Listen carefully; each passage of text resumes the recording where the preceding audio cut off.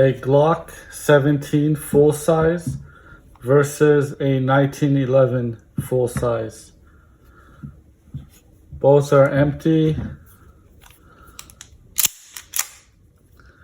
Nothing in the chamber.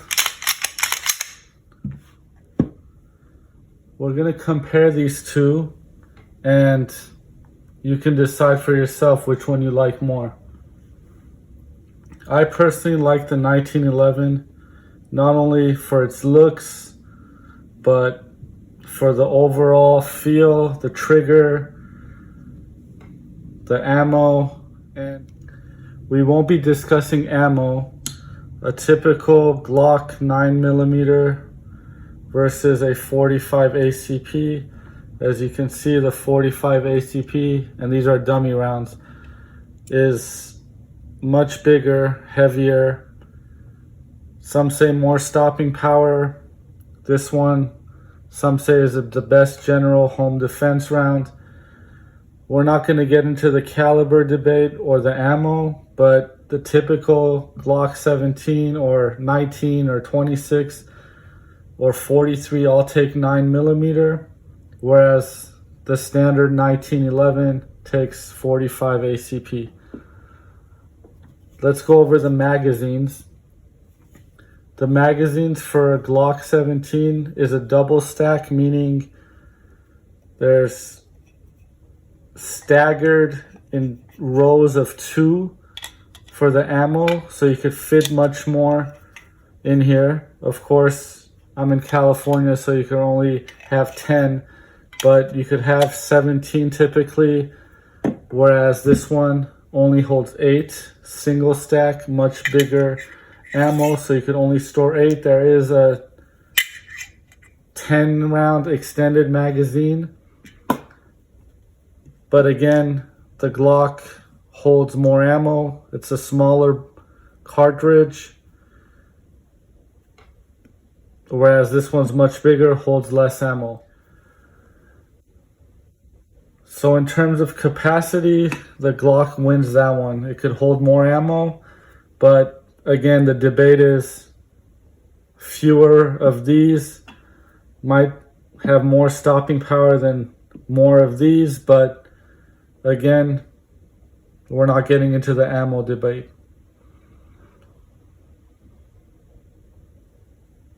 The trigger is about 4 to 5 pounds. Whereas this trigger is considered single action when the hammer's cocked back. I believe it is also 4.5 pounds, but the trigger press is much smoother, less creep,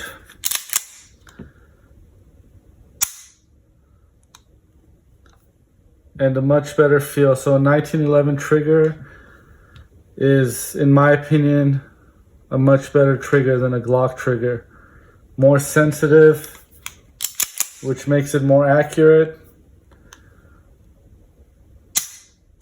Less creep. The reset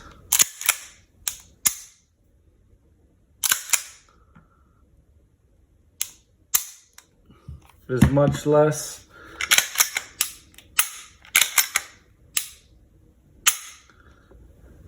The metal trigger versus the polymer trigger definitely feels better. Let's go over the safety. The Glock only has a external safety with the safe action trigger. So this little piece over here has to be pushed in order for the trigger to be pulled, whereas on the 1911 we have a grip safety, which means you have to be pressing this with your firm grip, as well as a thumb safety.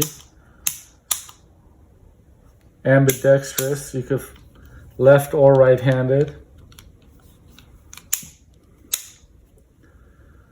So more external safeties with the 1911 than the Glock, but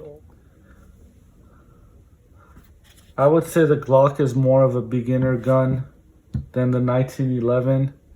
The 1911 has a little more to it with the safeties, with the hammer, with the grip safety, with the cleaning, with the maintenance. It's not as easy as the Glock. The Glock comes apart real easy, cleans easy. This one, once you get a hang of it, the 1911 is easy to clean as well, but it requires more parts, more pieces to take out, a little more sensitivity with getting everything in perfectly. And for ease of use and maintenance, I would go with the Glock. As a beginner gun, I would also choose the Glock. There's less to it.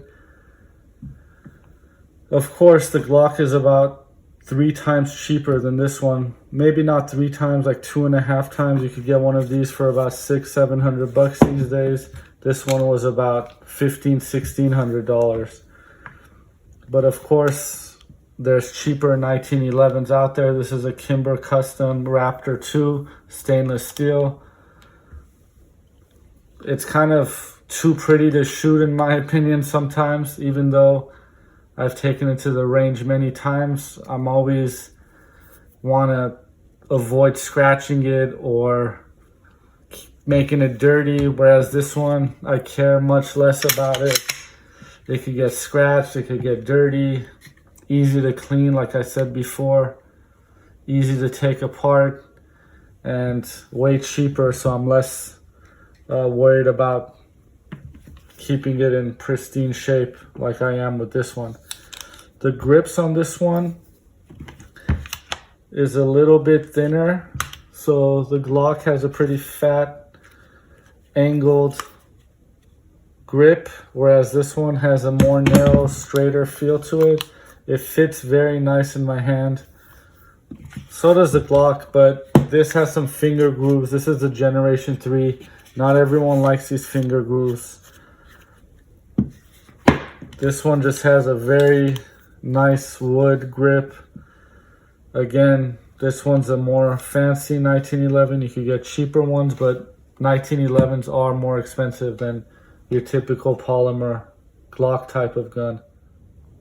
When it comes to the sights, the Glock comes with just a white stripe on the back and a white dot at the tip. These are aftermarket tritium ones that I had to pay extra for, whereas this one came with tritium sights.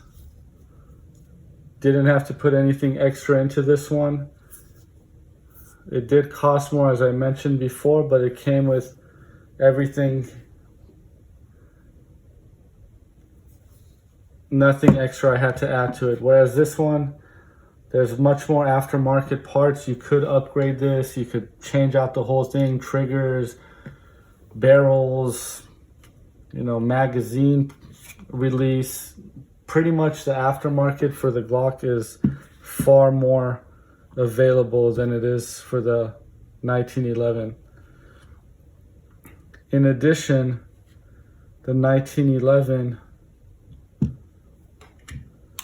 does come in a 9mm. In terms of accuracy, I feel like I am more accurate with the 1911, probably because of the smoother trigger and the linear feel to it, whereas this one, again, it has that plastic feel, where this one only could go straight back. This one has a little more wiggle to it. This one has a 5-inch barrel. This is the full-size government model, some call it, 5-inch barrel 1911. This is the full-size Glock. It's about a 4.5-inch barrel. It's the Glock 17. It's the full-size. There's a compact and a subcompact as well, but we're just comparing these two full-size ones.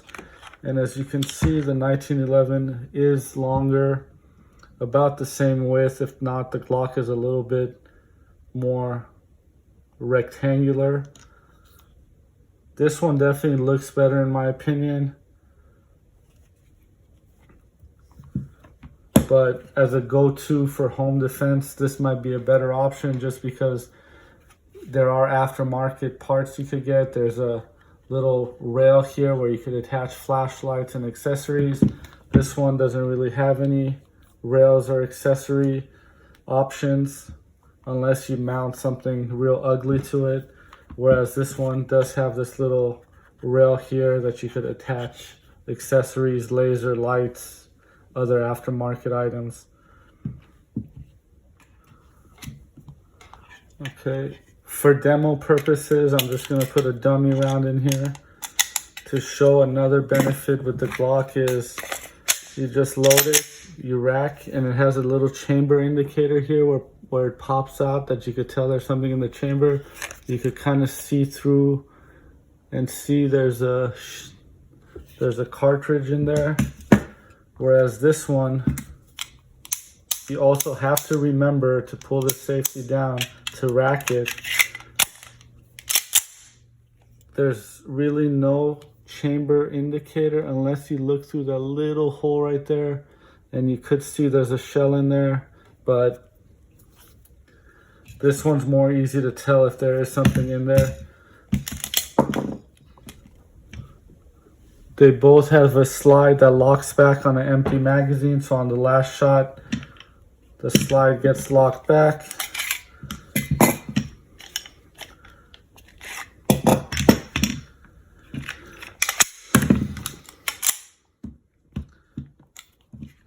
Which one feels better in the hand? I would say this one.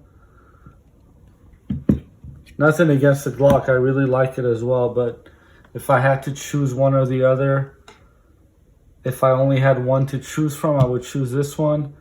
For home defense, I would choose this one. For fun, I would choose this one. For the range, I like both of them. This one kind of gets boring.